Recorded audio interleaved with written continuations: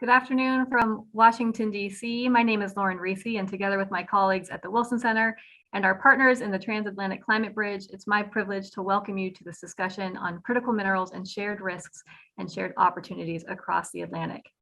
For those of you joining the Wilson Center for the first time, a quick word about where you're tuning into. The Wilson Center is a think tank based in Washington, D.C., mandated by the U.S. Congress to bridge policy, practice, and research. The center is home to about 15 different programs, including that focus on different topics and regions, including our Brazil, Canada, Mexico, and Polar Institutes, as well as our Latin American and Global Europe programs, all of which are co-sponsoring today's event. The program I lead, the Environmental Change and Security Program, or ECSP, is focused on connecting the intersection of environment, climate, health, and security issues to foreign policy and international development. ECSP is a proud member of the Transatlantic Climate Bridge, a consortium of climate and energy think tanks, consultancies, and NGOs working to improve and coordinate climate policymaking between Germany, the United States, and Canada. The consortium is facilitated by Adelphi, a Berlin-based think tank and longtime partner to ECSP, and funded by the German federal government. Today's panel is being hosted as part of the Transatlantic Climate Bridge Conference, a 3-day virtual convening, and if you haven't already done so, I hope you'll take a minute to check out the other events being hosted as part of the conference. Now, you don't have to read past the headlines to see that climate change and responses to it are reshaping our world. And critical minerals like graphite, cobalt, and lithium are at the center of this transition. The EU has committed to achieving climate neutrality by 2050. The US has committed to reach net zero emissions by 2050. Now, sidestepping for a moment the realities we're currently facing to make that transition, renewable energy growth is accelerating. Cities, states, and utilities are setting their own ambitious clean energy goals, and the cost of renewable energy is anticipated to continue a downward trend, despite recent hiccups caused by high commodity prices and trade policy pressures. But the dirty truth about clean energy is that the extraction of the minerals that underpin clean energy technologies is still a dirty business, and one that has an outsized impact on marginalized communities around the world. The clean energy transition is expected to drive skyrocketing demand for these minerals. Estimates of that increase in demand range widely. On the higher end, a World Bank report found that the production of graphite, lithium, and cobalt and other minerals could increase by 500% by 2050 to meet this demand. Now, there are some serious hurdles to accessing and producing the required minerals and metals.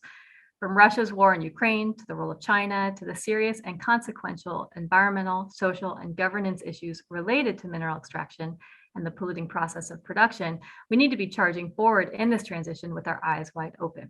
And while it can sound trite, dialogue among stakeholders, from the communities living on top of and around these critical minerals to industry, subnational and national governments, scientists, and innovators, is a necessary, though insufficient, part of minimizing the risks in the renewable energy transition.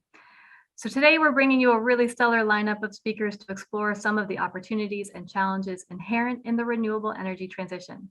Chris Heron is the Communication and Public Affairs Director at Euromato, the European Metals Association, where he leads communication activities and provides public affairs support. He commissioned the recent report, Metals for Clean Energy, Pathway to Solving Europe's Raw Materials Challenge, from which he'll be drawing many of the insights he shares today. Mark Myers has been engaged in resource management, Arctic research and policy for nearly 4 decades. He has a PhD in geology and is the principal of My Energies. Mark is currently engaged with the U.S. State Department in capacity building for government resource ministries in the Arctic and Eastern Europe, and serves as a commissioner of the U.S. Arctic Research Commission. He has served in a number of senior leadership positions in the U.S. government, including director of the U.S. Geological Survey and Alaska Commissioner of Natural Resources. Patricia Vasquez is a global fellow at the Wilson Center and a research associate at the Center on Conflict Development and Peace Building at the Graduate Institute in Geneva. She's an expert on natural resources in Latin America, particularly in the oil, gas, and lithium sectors, and focuses on how natural resources interact with governance, rule of law, conflict, and ethnicity. And finally, Duncan Wood is Vice President for Strategy and New Initiatives and Senior Advisor to the Mexico Institute at the Wilson Center. For the last 18 months, he's been leading a Wilson Center critical mineral supply working group of industry leaders, which culminated in a report that provides recommendations on how to strengthen the US's critical mineral supply chain. We only have 60 minutes, so we're going to start with a few comments from the panel and keep the last 15 to 20 minutes or so of the hour for your questions. You'll see below the video on your screen that there's a box to send your questions to the panel. Please do submit your questions at any point in the discussion. I will be doing my best to bring as many into the conversation as possible. So let's go ahead and get to our first round of questions. Given the diversity of expertise on the panel, I'd like to hear from each of you what, from your perspective, are the key challenges for supplying the minerals needed for the renewable energy transition. Duncan, why don't we get started with you? Yeah, absolutely. Well, let me quote sort of directly from the report that we produced, was titled The Mosaic Approach, where we looked at 5 main minerals. We looked at lithium, nickel, cobalt, copper, and rare earth elements. And when we look at those, we see exponential good demand growth taking place over the next 20 years or so. We based our analysis on existing reports from the World Bank and from the IEA. And just to quote from those reports, the IEA, for example, predicts that the share of total demand for critical minerals from clean energies will rise to over 40% for copper and rare earth elements, 60 to 70% for nickel and cobalt, and almost 90% for lithium. So that's where we're going to see the main drivers of demand. But that means that lithium demand, for example, will grow by over 40 times by 2040.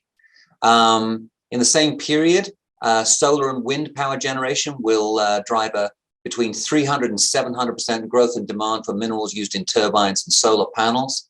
If we go back to lithium for a moment, global lithium production last year was around 90 kilotons. And we're looking at just the United States alone requiring 68 kilotons of lithium by the year 2030, if we meet those EV targets, electric vehicle targets that the Biden administration has set so far. And that means that if we were to add together all of the rising demand in the world today, there simply isn't enough production. So that's the first real challenge that I see that's out there for these minerals. But there's a whole bunch of other problems as well. Existing production, as well as refining and processing of critical minerals, is heavily concentrated. Obviously, China has a huge lead over the United States in this regard. China has spent many years securing supply and building processing and refining capacity within China for things like lithium and rare earth elements. We've seen a lack of US engagement over the past 10 to 20 years in these areas, sort of placing faith in the globalized economy that it will always be able to deliver. And we're now seeing that that's a real weakness. And in terms of national production, we see two main problems here in the United States. One is that to get a mine started here in the United States, it takes a long time just because the permitting process is so burdensome. So whereas in Canada or Australia, it takes about 2 years to get the permits required to open a mine, here in the United States, it takes between 7 and 10 years. And the second major issue that we're facing here is a real human capital crunch in the mining sector, where we just simply don't have enough graduates who are going into mining engineering, geology, as well as just many of the STEM subjects that we need to build up that capacity, both in extraction of critical minerals as well as processing and refining. So let me just leave it there. I've painted a rather apocalyptic picture, I'm afraid, but it's a real challenge. I think that helps to underline the urgency of the situation here in the United States. Thanks, Duncan. I think that last point about the human capital is a really interesting point. And Mark, I'd be interested when we get around to you to hear your perspective on that as somebody who's been working in academia as well. Chris, I'd be interested to hear from you how Duncan's intervention resonates with you and how the European perspective aligns or diverges from what we see happening here in the US. Thanks, Lauren. Great to be here. And I could copy paste, I could delete the United States from most of Duncan's intervention and put in Europe, especially the difficulty of launching projects. I'll try and give that perspective in the next few minutes. I'm here representing the European metals industry. As mentioned, we recently completed a study with the world-leading university KU Leuven, and it concluded that Europe too is facing critical bottlenecks for the metals its energy transition requires, unless it's taking urgent action now. And that's a study which was released actually before some of the most recent developments we've seen in Europe. What we've seen in the last month is a real supercharging of the energy transition here. The leaders of the different countries have agreed to a complete ban on internal combustion engines after 2035. And we've also got new targets for a rapid upscale of solar, wind, and hydrogen technologies to reduce Europe's dependency on Russian gas at the quickest time possible. That acceleration can only be built on massive quantities of metals and minerals, as Duncan mentioned, and it's sort of making the challenge we face as Europe even more acute, some of these targets. We have challenges in Europe like the United States. We've been sleepwalking a bit in the recent decades and really prioritizing more the downstream sections of the transition. We're looking at now how can we improve our autonomy and also improve the sustainability of the metals and minerals which will be coming into the system. Three challenges that we see to highlight from the analysis we've done. Firstly, Europe wants to start building its own clean technologies domestically, which is great. We want to build batteries, we want to build magnets, we want to start building solar panels again after China overtook that. If we succeed, then that creates three raw materials challenges. Firstly, our downstream sectors will be extremely vulnerable to supply bottlenecks in the next 10 to 15 years, similar to what Duncan was mentioning. Our study is really showing that the energy transition is accelerating at a far faster pace than the global mining projects pipeline is coming online. And Europe is largely import dependent today, so it will be at the forefront of some of any bottlenecks or price increases that happen. We also have challenges of potential dependency on China, and we have to reduce our dependency on Russia, which supplies a lot of our metals today. Secondly, we're struggling actually today to maintain the existing metals capacity we have. So we do make some metals here in Europe, especially our processing industry. But actually 50% of our aluminium and zinc capacity today is offline because the power prices are just so higher in Europe after Russia's invasion of Ukraine. At this critical period where we need to make new investments, it's a real question. Do we have the environment that will allow that given the situation there? And that's the third point. We have companies who want to make investments into new mining and processing capacity, also recycling. As in the US, projects are stalled. It's really hard to open a mine here. Local opposition can be strong. Most recently, the example in Serbia of a very big lithium mine, which was protested against and eventually deleted by the political levels. On a global level too, it's not just domestic. We don't really have a strategy yet for matching China's global model. They've been very successful at dominating global resources. For example, most of the cobalt from the Democratic Republic of Congo, most of the nickel from Indonesia. That's an area where Europe hasn't really had a strategy to have its own global footprint. So as in the US, I think big challenges ahead. On the plus side, the political levels really see that there needs to be action now, and hopefully we'll see that as we go forwards. Thank you, Chris. And that's an interesting point about the some of the processing being offline because of energy costs and showing the connections between these different sectors and how vulnerabilities in one can shape the vulnerabilities of the other. Patricia, or actually, I'm going to go to Mark next. And then we're going to come down to a sort of a more specific context to get your perspective, Patricia. Mark, you're a geologist with a lot of technical knowledge, but I'm hoping that you can put on your policy translator hat for a moment to help us understand what the challenges are based on your experience in the field, as well as your experience leading USGS and working at the state level. You've also had a lot of experience working with different countries, and so pulling from those perspectives to share what you see as some of the key challenges to be paying attention to. Yeah, I think if we, looking at this from a supply chain is the right way to look at it, to find out where all the traditional bottlenecks are, because there's a lot of them in the system, as already been pointed out. There's also, though, environmental challenges. But I'll start with I'm a geologist, so I'll start with the rocks. To me, it all starts with the rocks. You've got to have the resource, and the resource isn't just the reserves, it's the potential resource that's out there as well. So when you look at maps of reserves, that's good, but those are basically proven a resource. There's a lot of unproven resource out there too. So the first thing starts out with really fundamental basic mapping. We need to invest more on locating these resources worldwide. And along with that, the ecosystem really matters to people. Of course. And then with climate change, all the pieces, we need the background baseline environmental information at the same time we're gathering the geological information. So we need to look at this from an ecosystem perspective, as well as from an economic perspective, as well as from a social perspective.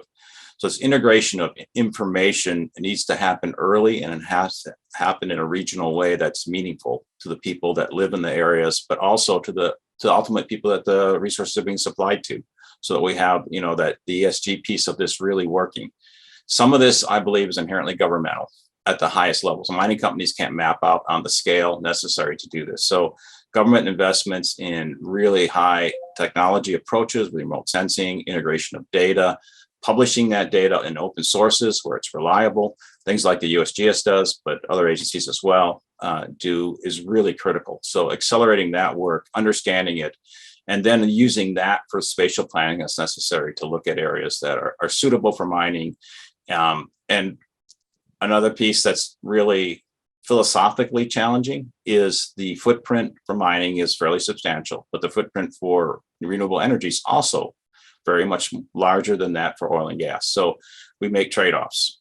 And then finally, we have real issues around water. Water supply, water change, water availability, and mining affects that. So we really have to invest in understanding the underlying hydrology of these areas where we're looking to mine and understand in advance what these issues are. We'll see a lot of projects stopped in this environmental process take longer if we don't have that baseline data out there and can't answer fundamental questions about how safe is a tailings pond, how the extraction of lithium in the altiplano, what does that look like, in terms of water usage and availability. And again, this is all in a background where we have a very changing climate, and these dynamics of the ecosystem services are changing rapidly. So this is very difficult to do rapidly, but it needs to be done rapidly to meet the energy transition goal and deal with the climate issue from a greenhouse gas standpoint. So we're rushed, but we can't afford not to do the baseline work up front. And that's inherently governmental in some aspects, but it needs to be linked and credible. Public-private partnerships are good as long as there's transparency in the process and there's enough public trust. So anyway, I'll stop there. Okay. Thank you, Mark. That was great. And you gave a nice segue to Patricia thinking about water and lithium and the lithium triangle, which is one of the driest parts of the world, as I understand it. Can you point to the key challenges that you see from this particular region that you're focused on, and how they connect to some of the other issues that Chris, Mark, and Duncan have raised? Yes, thank you. I'm delighted to be part of this conversation. And before talking about the challenges, I'll talk about what Latin America can contribute in terms of the energy transition. Maybe Latin America will be the answer to all the problems that Chris and Duncan were talking about, and Mark. Undoubtedly, without doubt, Latin America has a huge opportunity to contribute to the global demand for the minerals that are going to be part of that energy transition. In particular, lithium. 3 countries in the region at the moment hold 58% of the lithium resources that exist in the world. That's Argentina, Chile, and Bolivia. Chile is the second lithium producer after Australia. It used to be the first one. Argentina is the 4th lithium producer in the world. The advantages are several. For example, lower costs, large resources. The product is of high quality. They're managing to produce high quality, battery quality lithium carbonate equivalent. And no wonder the main lithium producers in the world are there. Albemarle, Livent, Ganfeng, the Chinese. Now, of course, there's a lot of challenges, like you mentioned, and I will just focus on 2 that I think are the main ones. One of them is the political vulnerability and economic vulnerability. We know that this region has historically had issues in this respect, At the moment, Argentina, which is the country that has the largest number of lithium projects in the pipeline ready or expected to come online and add to that scarce global supply in the next 5 to 6 years. Argentina has fallen yet again in one of its traditional economic and political crises. For the moment, the lithium industry seems to be following the same path it has until now, an investor-friendly climate. We'll see how that develops. Chile, the second lithium producer in the world, also has been going through a very deep and cumbersome constitutional reform process that has taken a year. And it will hopefully come to an end in September, when Chileans will choose whether to change the constitution or not. Lithium is considered a strategic resource in Chile, which means that just the government can develop it, and private companies can come in, but they need special permits and under special conditions. If there is a new constitution, if Chileans vote for a new constitution, this may or may not change.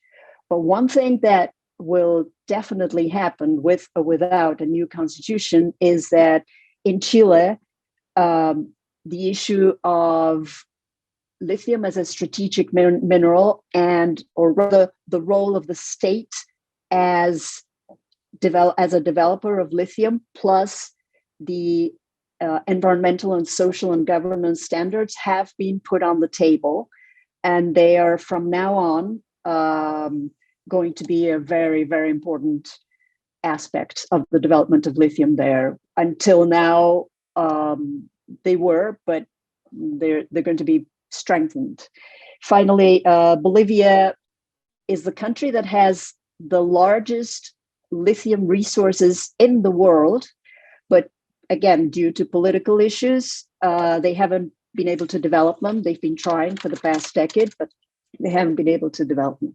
And the second challenge that I see is increasing opposition to lithium developments. I think Mark has summarized very nicely the reasons for the opposition, mainly water use, because the lithium process takes so much water, and lithium is in areas which are desertic in Chile and Argentina. Chile has had a lot of droughts lately, and so local communities are not very happy because they feel that there might be problems with contamination with their aquifers. There may be problems with lack of water in the long run. And I think, and I'll leave it at this, I think that what Mark stressed is very, very true, that a lot more information, a lot more geological research, a lot more is needed in order for everybody to be able to understand better the impacts, real or potential, of lithium developments in Latin America. I'll leave it at that. Thank you, Patricia. And Patricia, you very helpfully started sort of shifting the conversation to where there's opportunities. I want to take just a few minutes to go down the line, and this is the harder question, right? We've talked about challenges. Now we're going to talk about what to do about it. But to get each of your sort of top line ideas on where the solutions start. And then I have a couple of follow-up questions. And we have had a couple of questions come in from the chat too, so I'll be pulling those in as well. But why don't we start with some of the recommendations for how we sort of overcome these challenges. And Chris, I'll start with you. Thank you. Yeah, I think a conclusion, transatlantic cooperation is a must to tackle some of the collective challenges we've discussed, and in particular to pool resources, funds, and everything from economies, as Duncan mentioned, that are playing catch up. and look at where we can develop an alternative model, in particular to the dominance that China has and the footprint that it has, which gives problems of security, and it also gives problems of sustainability, as the conditions in China are concerned to a lot of us, which we as Europe certainly can't manage alone. One challenge in that discussion also we see is a lot of our discussions in Brussels and potentially the same in Washington are focused on autonomy and getting the resources for ourselves.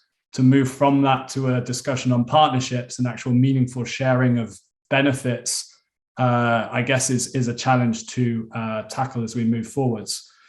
We've seen with interest in the mineral security partnership announced between the European Union and the United States, which aims to start to do this. And that's catalyzing thoughts about how we can go to something that's actually relevant for the businesses as well that we're representing in Eurometo. 3 areas or ideas just for the discussion which came to mind.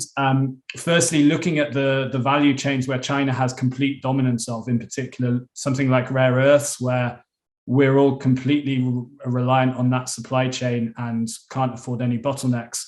Can there be a collective approach to looking at what resources we have, what capacity for refining we might have, where we can develop a alternative Western value chain, combining the benefits that our different jurisdictions offer, and potentially also agreeing on some common standards for the rare earths that should be circulating there that we can abide to and increase the market for those ESG compliant materials. Secondly, potentially risk sharing or some other form for looking at partnerships or investment programs in developing areas of the world where certainly as Europe, we've been a bit cautious or risk averse about entering in the recent decades. Africa in particular is a region which has high potential for mineral resources. Until now, it's really been China that has a foothold in several of the African countries that you might prioritize, and it's not bringing the environmental or social stewardship with it. We see that starting to cause problems in the communities involved, and there's a question if there's a space for, again, an ESG-focused model of partnership and investment where we're collectively sharing some of the risks of operating in those jurisdictions. Lastly, thirdly, just thinking of where we as Europe offer benefits, what we have in Europe is recycling expertise and know-how. We might be import dependent for primary materials, but 25% of the world's metals get recycled here in Europe. We have capacity to recover 20 different critical minerals from complex products. We already act as a bit of a hub for receiving scrap from the US and other jurisdictions and extracting the metals in an efficient way, and hopefully that can continue and grow. I also see our companies are investing increasingly into recycling capacity over the pond. For example, Europe's largest copper producer, Arubis, recently announced the opening of an electronics recycling plant in Georgia in the US. And Europe's biggest aluminium producer is going to launch a recycling center in Kosopolis too. So increasingly, I think there's an interest, at least from our members, to build on some of our know-how as recycling is growing in the US as well. For both of us, what our study concludes is recycling is probably our longest term, biggest potential for strategic autonomy, because we're building up such an urban mine of batteries and vehicles that in 2 decades' time will start to come available, that we should also be prepared for that. So 3 ideas for catalyzing discussion. Thanks. That's great. Thank you, Chris. Duncan, over to you. Thanks. I mean, again, I think we could be copy pasting our comments here. I mean, the first thing that I would say is slightly different, though, which is that I think we've got a unique opportunity at this point in time, just simply because of the focus that has developed on critical minerals. We've never before seen this kind of consensus over the importance of action. And the fact that we're seeing, regular congressional hearings on the issue, we're seeing reports coming out from international organizations, public authorities, private industry associations. I mean, it's a constant stream of focus on critical minerals. And that has really been driven by a number of factors. I mean, the issues that we talked about before, which is this impending exponential growth of demand, but also, obviously the factor of China. And when China is discussed here in Washington today, it's all about great power competition. It's all about whether or not the United States can compete. And that has really helped to drive focus in this particular area. Chris mentioned the mineral security partnership. That's something that probably wouldn't have been possible a couple of years ago. But now we've actually managed to achieve that. And I think it's a significant step forward, but a lot more needs to be done. I was so frustrated, for example, recently when we had the Summit of the Americas, and there was no real meaningful discussion there of how we would integrate the critical minerals producers of Latin America into a broader scheme, such as that of the Mineral Security Partnership. Lastly, I'd say on this issue of focus, we have a very small amount of money in recent DPA, Defense Production Act funding, around $500 million, that is being used to try to incentivize the extractive industries and some generators of new technology. It's a tiny amount of money in the grand scheme of things, but finally we do actually have a little something that's going there. And that leads me into the second opportunity, which I think is really to do with tech. And what we're seeing here in the shifts that are taking place in battery technology, trying to either substitute out the minerals that we have a tough time getting hold of, or just reducing the amount of those minerals that are needed in each battery. And the technological innovation portion of this is actually really, really interesting. And if you go to the sort of industry conferences, you see that there is a constant effort to try to make battery production more efficient in terms of the natural resources that are being used. And lastly, to build on what Chris said about recycling, the good news for us is that, as he said, in 10 to 20 years' time, we'll have a huge amount of these critical minerals that will be available for recycling. That means that we actually have, a 10 to 20 year window to build up not just the recycling technology, but the infrastructure that we need to make that possible.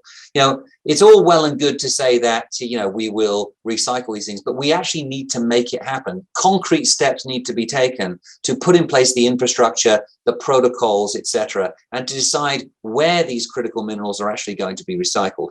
And the good news is that because we're just beginning really with the electric vehicle revolution, then we need to wait for at least 10 years after that for those first generation of batteries en masse to begin to be recycled. That's an opportunity, and I just hope we don't waste it. Thank you, Duncan. All really helpful points. Mark, over to you for points of opportunities to make some progress in terms of accessing and producing the minerals needed. But also, I was wondering if you could comment on that human capital point, right? And developing a professional base, which is not unique to this sector. I think just climate more broadly, building that expertise and climate literacy, and then thinking about in those responses, we need technical expertise in these different areas, and how do we encourage that? Thank you. Yeah, thanks, Lauren. Maybe I'll address the human capacity issue because it's a real challenge right now. And both from an industry standpoint, because it takes a long time to effectively train an engineer or a geoscientist after they have their degrees, multiple degrees typically, and they need a lot of on-the-site training. So this is not a pipeline that you turn on really quickly. Yet typically our commodities, energy commodities, mineral commodities are boom-bust cycles historically. And so you'll see people going in when there's a boom, and then when there's a bust, people leave. They leave for tech industries, they leave for other capacities, they retrain themselves. So this is, we've got to get out of the boom-bust mentality. I think, as was mentioned, we're seeing now a more sustained understanding that this is going to be a sustained thing, but it's also driven by commodity prices. Commodity prices crashes, industry cuts way back. So we have to build stability. This is a long-term effort. We have to build the stability and do the training. There aren't a lot of universities that train mining engineers anymore, or mining geoscientists, and so we're short capacity in the world and generally. At the same time, the technology is rapidly improving. Our remote sensing, our use of hyperspectral surveys, our ability to use remote sensing, the ability to integrate the research data, the ability to access historical data is improving, and all those things need to kind of come together. With the people side, again, one of the big roadblocks, in my opinion, is the ability of regulatory agencies to have qualified people to regulate. and it's not sexy. It doesn't pay as much as the industry. It's absolutely necessary to have high quality people in these agencies. If you look in the US demographics, whether it's the USGS from a scientific standpoint, whether it's the Bureau of Land Management, whether it's state agencies, the workforce is very old. They're at retirement ages, and our budgets are such that maybe you replace 1 in 3 people. And they're not trained. They're right out of school. So bottom line is the regulatory part is critical. It's critical on the environmental side as well as on the geological side, on the engineering side. We're just simply we have not over the years replaced it. So we have a huge deficit capacity to regulate. And I think that's generally worldwide. So there needs to be more investment in that, building that technical workforce, because ultimately the 7 to 9 years is directly proportional to your ability to successfully regulate the industry and absorb the information with technically qualified people. The public process also needs a lot of work, but I think we are seeing some very interesting trends on the positive side. The opportunity side, in my belief, is partially what we're seeing on the energy side. We are now seeing a huge effort within the oil industry to decarbonize, which 5 years ago we would not have seen. It's been stakeholder driven. It's been government driven to some degree, but largely stakeholder and policy driven. So there are opportunities for the mining industry to green up as well at the same time, because I think that's going to be requiring your social license to operate. So using renewable energy wherever possible, and concentration and grinding and milling and those sorts of things, there are opportunities to do better, use less water in the mining process. So the conservation side, like parallel to the oil industry, if the mining industry can show these improvements and its willingness to go there, I think we will see a lot more agreement, because ultimately the goal is to reduce the greenhouse gases, which requires this energy transition, which requires the minerals. So right now, I think there's a lot of denial. No one wants the development in their backyard. No one wants to see the environmental impact of mining, but they also want the end result. So we need to have, full cycle recognition of the problems we're trying to solve, and then give on the environmental side by all parties to come together. And that's been a very difficult conversation, which is why you see the 7 to 9 years to produce a new mine, in my opinion. So again, that comes back to people. It comes back to policy. And so maybe the way we think about carbon credits with the mining industry is important. Maybe geological sequestration is starting to be looked at in mining operations and ultramafics and critites. So a lot of different pieces to the puzzle, rather than just the immediacy of supply, have to be solved at the same time. But there's opportunities. We're really doing a lot of test work now. There's a lot of investment in sequestration into mining projects, or lowering carbon footprints using renewable energy, better environmental monitoring. So technologies are there. The people are learning, but we still need the capacity in the people. Thank you, Mark. Patricia, I'm going to come to you in just a second, but Chris, has the conflict in Ukraine, I was in Sweden a couple months ago, and I heard that there's been some shifting of public sentiment about mineral extraction in Sweden because of the conflict, right? And a opening of willingness to have some of those processes take place domestically. Have you seen that? Yeah, I think it's definitely made us aware of the critical importance of our raw materials input and our dependencies, and that where our dependencies are matter. With Russia's invasion of Ukraine, we've realized we have very problematic dependencies on Russia, particularly for our gas and oil. Also, as mentioned, for metals like nickel and aluminium, and we can't necessarily take them for granted. I think it's increased the political urgency for sure, and that's resulting that there will be a European package of raw materials legislation to tackle this. Whether it influences sentiment on the ground, still not sure, but I think people are more aware than ever before about the fact that these products have inputs going into them, and we need to control that. Yeah, certainly. Yes. Patricia, I'm going to do something that's slightly unfair, because I'm watching the clock and I'm seeing the questions come in. So I'm going to take 3 questions and pose them to you as one, and you can take a few minutes to respond. But I wanted to give you a chance to expand on some of the opportunities that you see, right? And I'm going to bring in 2 other questions that have come in from the audience that I think are aligned with that. So one is from William Karshak at ITOCHU International Inc. The US has a complicated history in Latin America. In order to access resources for US markets, Latin American countries have turned to China as an alternative. How can Washington rebuild trust with Latin American partners as it strengthens critical mineral security? So I think taking that question and also thinking about a relationship with Europe and how we can sort of strengthen those ties. And then a question from Toby Bernstein at Adelphi.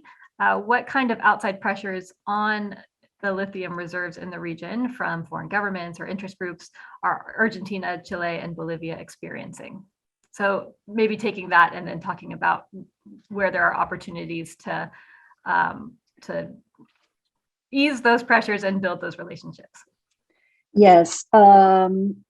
So I think there's a lot of areas for collaboration. It is true that the United States has not been aggressive enough in coming into the lithium sector in Latin America, and there is a strong Chinese presence. Just because Chinese companies have been willing to take some of those risks that I talked about at the beginning, the political and economic risks. One area that I know of could be of great help in terms of collaboration is financial collaboration to get greenfield projects going. Again, a lot of this at the moment is coming from China or Chinese companies, Chinese investments. But I know that there is a lot of opportunities for the US and for Europe too, just because there's a cultural and historical tradition that is closer to Europe and to the US that everybody talks about in Latin America. And that is not quite the same as with China. Also because Chinese investments in lithium do come with certain demands in exchange. And this is another area of collaboration, which is, and I'll go back to this, what I just mentioned about China in a minute, creating strategic partnerships to make sure that there's transfer of technology of the kind that Mark was talking about, including know-how, capacity building for monitoring for government employees, etc., and companies too. And the reason I said that about China is because in many cases in the lithium sector, we have seen that a lot of the Chinese investments come with some conditionalities. And one of them, for example, is that in order for them to agree to the transfer of technology, the local government would need to take up a larger percentage of Chinese workforce or Chinese investment than they were at the beginning ready to take. So I know there's an area there. Another area is a little bit what Mark was talking about, the need for expanding the geological know-how of brines, and this goes hand in hand with increasing opposition locally to lithium developments. Why? Because a lot of that opposition is related to the fact that there's lack of information, that a lot of the information has not been updated. There's a lot of questionings about each brine is different, and lithium comes from different brines in Latin America. And the hydrological composition, I'm not an expert, Mark is the expert, so I don't want to say something that is not correct, but I know that the hydrological composition of brines is an issue, and that the US Geological Service has in the past done a lot of work in that respect, but more is needed.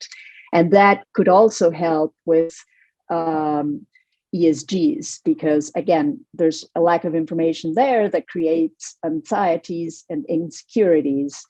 We have to remember that the lithium industry the mining industry in general, like the oil industry, come with a baggage of a lot of negative environmental and social footprints in the region.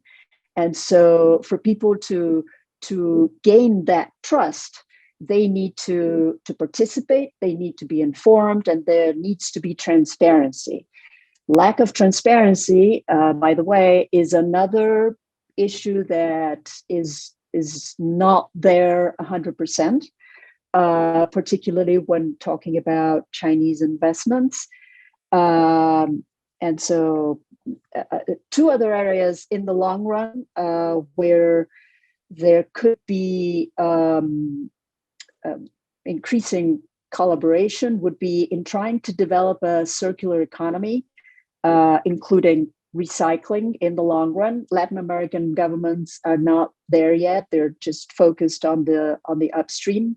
Having said that, Latin American governments, producing governments in the lithium sector, they constantly talk about their willingness to develop the downstream in order to produce batteries. They're not there yet. They want to do this because they want to add value to the raw materials.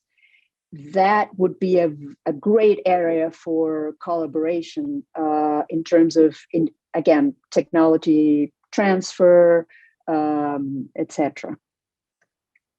Thank you, Patricia. There's a couple questions that I'm going to tie together, hopefully. One is from Roger Friedman at Georgia State University. With the exception of China and Bolivia, the global economic system relies on private corporations to produce lithium. We see a lot of mergers and acquisitions and venture capital activity in the sector. Will the investment and production policies of these companies serve both global and local needs? And then connected to that is a different question from Chris Burke, an advisor for sustainable growth and commerce at the Embassy of Finland. The US and others announced the formation of the Mineral Security Partnership in mid-June. How might this initiative address the issues raised in today's webinar? What specific recommendations, if any, do today's panelists have for the MSP?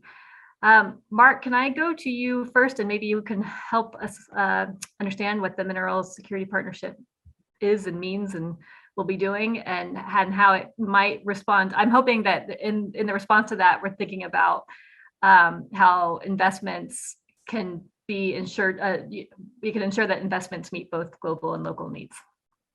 Yeah, I know. I think, again, it's key that, it does serve both at a national level, international level, but also at a community level. And we're seeing a lot of delays in projects, a lot of front end work being done by companies and then not approval because of local opposition.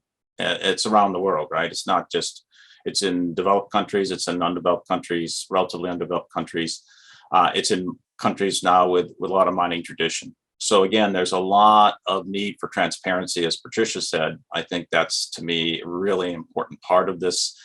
And then also clear expectation of the capacity to manage it within the regulatory structure of the governments. And regulatory structures in governments vary a fair amount. You can go to Australia and see really sophisticated regulatory structures. You can go in other places where there's a lot of mineral opportunity, very little mining, and very nascent beginnings of a regulatory structure, but not complete. So that's often a big issue. So I think in one part, strategic partnerships is building local capacity.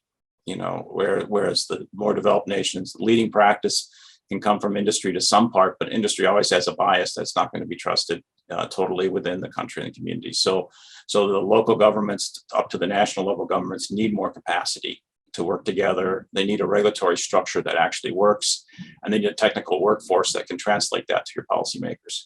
And so that's a really important part of building any strategic mineral. The other is the capacity to understand the resource itself and the environmental background work. So, there's a lot of really sophisticated remote sensing out there now and capacity to interpret data, but it needs to be ground truth.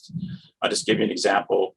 In Afghanistan, years ago, the USGS came in there and did an amazing assessment of the resources for Afghanistan. And I worked with the Ministry of Energy at the time. and mines, and he was very appreciative of the work. We could not do that same level of work in the United States because we couldn't be funded to do it. So funding to do this sort of work is spotty and it's opportunistic. It's not holistically done. So again, there's a lot of potential for agencies like the USGS to do this fundamental background work that's really useful to these countries. But it needs steady source of funding to do it, and it needs capacity and people. We also need to invest heavily in these newer technologies and approaches with remote sensing, with autonomous vehicles, there's a whole paradigm shift in the way we can monitor the environment, we can understand systems, and we can do resource assessment. And that is beginning. That requires an immense amount of data management.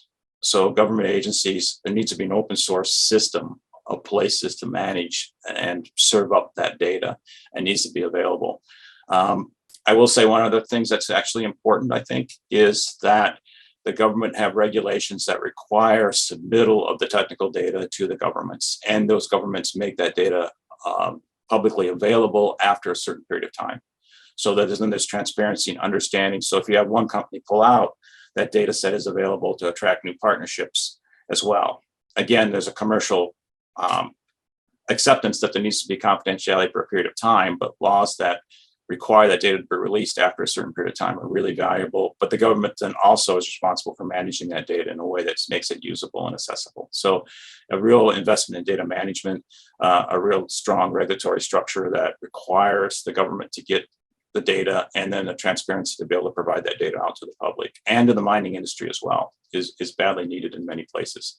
That lack of transparency prevents a lot of competition for coming into countries, quite honestly, as well as sometimes the political favoritism that exists. So going back to strategic partnerships, hopefully they can help build some of that capacity out.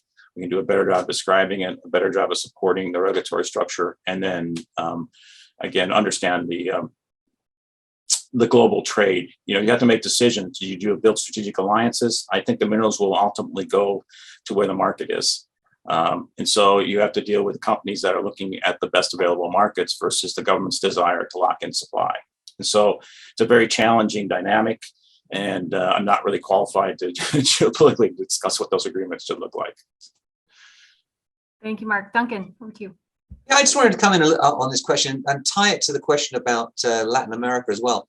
What we hear repeatedly when US officials or US analysts ask folks in Latin America, in Africa, in Asia, and they say, why do you do so much business with the Chinese and not with us? And the answer always comes back, well, because you're not there. You're just simply not present. And I think that's, part of that story has been told today already, that we've dropped the ball on this issue for a long, long time. I'm not saying that the United States is back in any meaningful way, but I do think that the the Mineral Security Partnership offers an opportunity to be back. And that comes from the fact that I was talking recently with some folks from the Argentine government.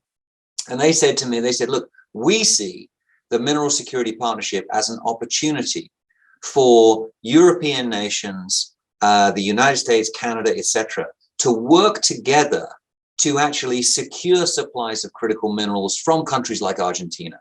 And then in a coordinated way to ensure the flow of those critical minerals into the supply chains of various nations. And the story that they told me was that, yes, we do a lot of business with the Chinese because they're there, but we're open to doing business with anybody.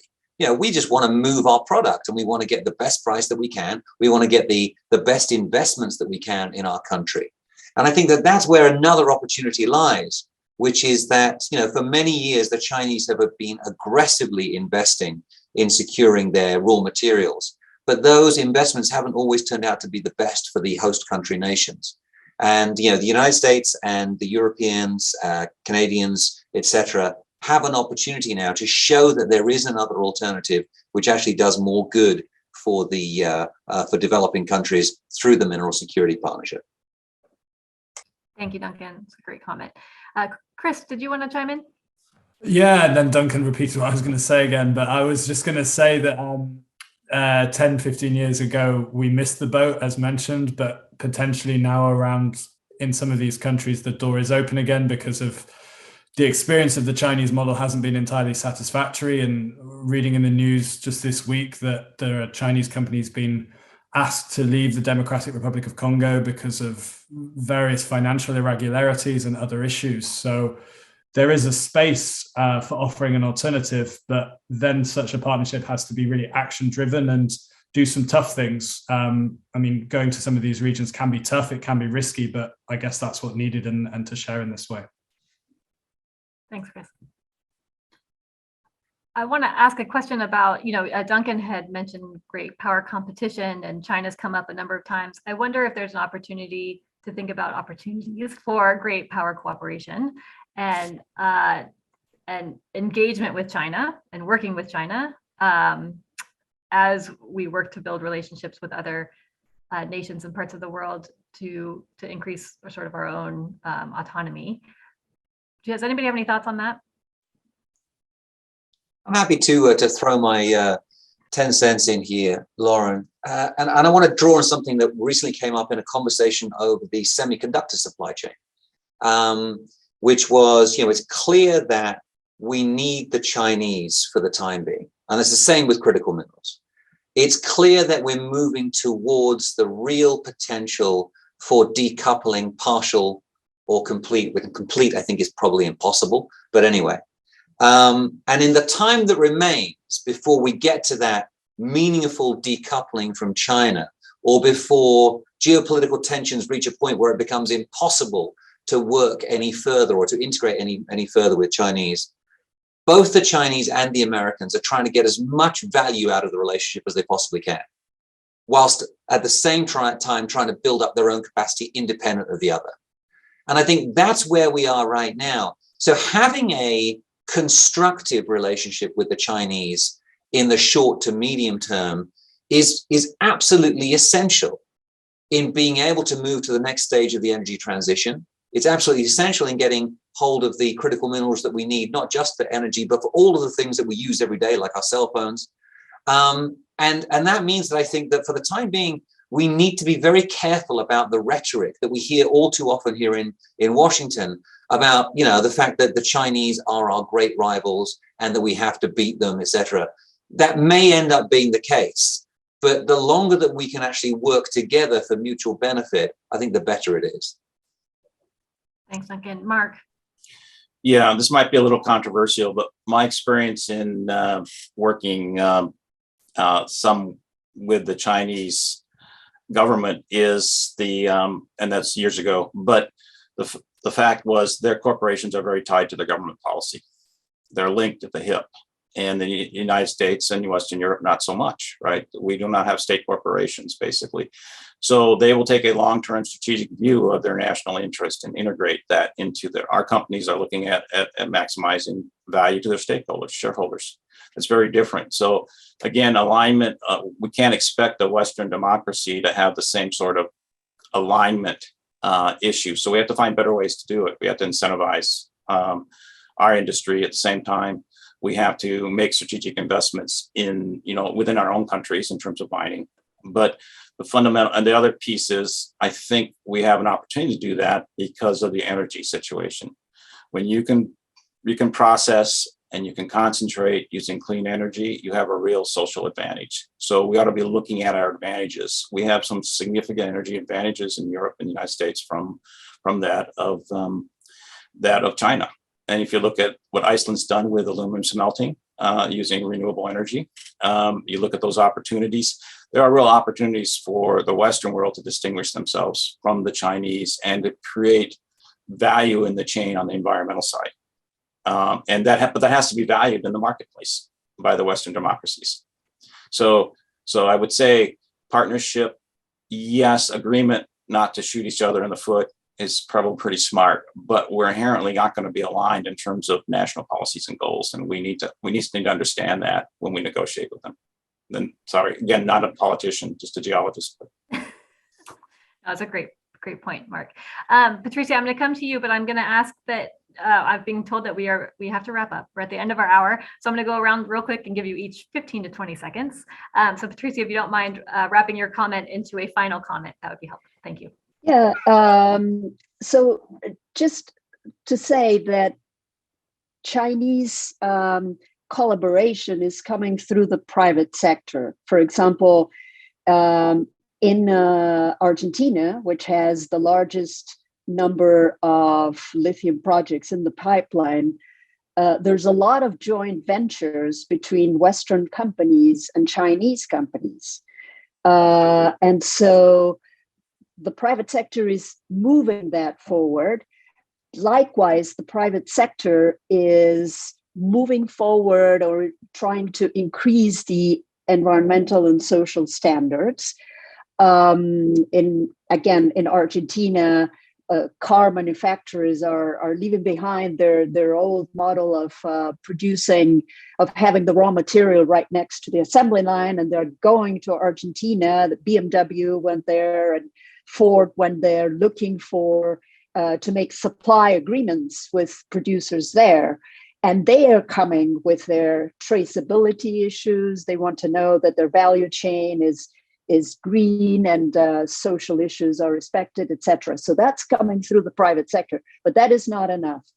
The people ask for the government to be present, and the government needs to be brought up to date. And there's a great opportunity for collaboration in that respect. Thank you. Thanks, Patricia. Chris, do you have any final comments? Yeah, maybe just picking up, I like Mark's suggestion about making most of our advantages. And we have a lot of discussion in Brussels about creating markets for green products. And this is potentially something that shouldn't just be a European conversation, but a collective conversation about how we can do that in a joined up way. I think there is an EU-US alignment related to climate, and maybe that's an area to keep pursuing, also looking at wider ESG. On the other hand, it's always challenging because our market is Europe. We have a carbon border adjustment mechanism we're introducing. So we also put barriers up. So it's a very tricky discussion to pursue as we go forwards, but maybe end there. Thanks a lot. Thanks, Chris. Well, you gave us a topic for our next session. Yes. Duncan. Very, very quickly, I think that what we're seeing on the critical minerals front is representative of what we're seeing on supply chain thinking in general, which is that we've moved from an idea that, look, we can just get hold of these things that we need because it's a globalized economy, and we'll do so in a way which minimizes costs, to a greater consideration of the values that are inherent in those supply chains, including, environment, social governance issues, and of course now it's geopolitics and national security, as well as security of supply. And that means that it's a much more complicated decision. It's one that has become inherently political. And that's the new reality. And I think that we're seeing impressive efforts by both governments and the private sector to adjust to that. Absolutely. Mark. Well, I get excited about the fact that we're in the middle of an energy paradigm shift. And it's occurring not as rapidly as people would like, but it's occurring incredibly rapidly. And that has upstream effects, including the critical minerals. And I think communicating that need, as has been discussed, but also keeping people's minds open to new approaches and new strategies, because traditionally it's very difficult to recognize you're in that paradigm shift. Technologies are really working in our favor. Again, energy transition issues are critical, but they help both in terms of the mineral side, but also the minerals are necessary for the transition. So we really need to put some weight behind it in terms of long-term strategic investment in capital and people and technology. And I would say, again, open source information, because this is a global issue in the end.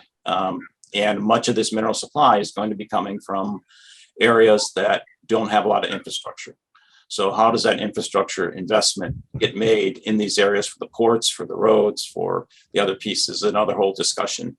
So we talked about the two endpoints, the products at the one point and the geology on the other end, but in the middle is all the processing issues, all the ability to transport successfully. And that takes a lot of investment. And that may not be an investment covered by one or two mines. That may have to be a strategic investment. So as the United States and Europe looks at investment, how do we look at these strategic shipping routes, the strategic ports, the strategic energy needed to process and concentrate? There's a lot to this puzzle, is all I'm suggesting. But in the middle of a paradigm, it's sometimes very difficult to identify just how rapidly you need to do it. And I think that imperative to do it has been discussed today, but in fact, we're still a long ways from having alignment at a national or international political level to make this work. So Thank you, Mark. Well, I'm afraid that we are at the end of our hour. I want to thank our panelists who joined us from Costa Rica, Alaska, Belgium, and DC. So we can also thank the minerals and all of our devices for making this discussion possible. Thank you to the Wilson Center's wonderful AV team and my ECSP colleagues, Amanda and Claire, for their help in pulling this event together. To our partners at Adelphi and the Transatlantic Climate Bridge, thanks for getting this conference pulled together and allowing us to be part of it.